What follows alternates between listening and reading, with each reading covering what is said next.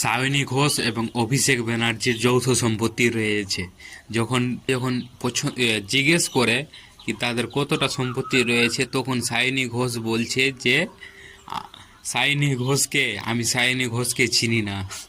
দেখুন ভিডিওটা।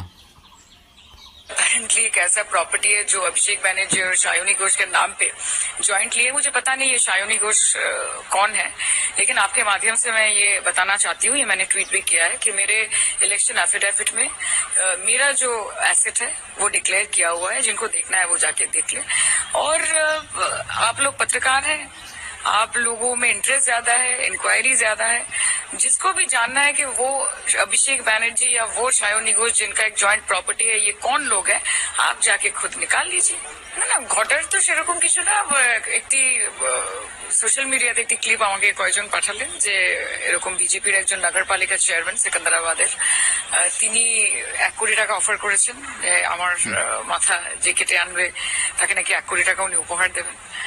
আমার এই বিষয়ে বিশেষ কিছু বলার নেই। আমি আমার টুইটে home minister of India, prime minister of India, honourable speaker sir, West Bengal police, CP Kolkata, Bulandshahr police, UP police, CM of West Bengal Suvendu Adhikari, সবাইকে ট্যাগ করেছি এবং আমি জানিয়েছি যে এই যে নারী বন্ধন যে বিষয়টা বিজেপি বলে থাকে, এইটা কি সেটার উদাহরণ কিনা। এবং আজকে একজন বিজেপি কার্যকর্তা এত ব্লেটেন্টলি, এত ওপেনলি, এরকম ভাবে প্রকাশ্যে যদি একজন মহিলাকে, একজন মহিলা সাংসদকে, একজন মহিলা রাজনীতিবিদকে এরকম থ্রেট দিতে পারেন, তাহলে ভারতবর্ষে মহিলারা কি ভরসায় থাকবে, কোন সরকারের ভরসায় থাকবে, সেটাও দেখার বিষয়।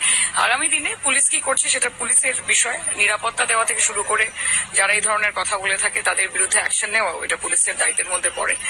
আমরা আমাদের কাজ করছি, আমরা আমাদের কাজ করবো।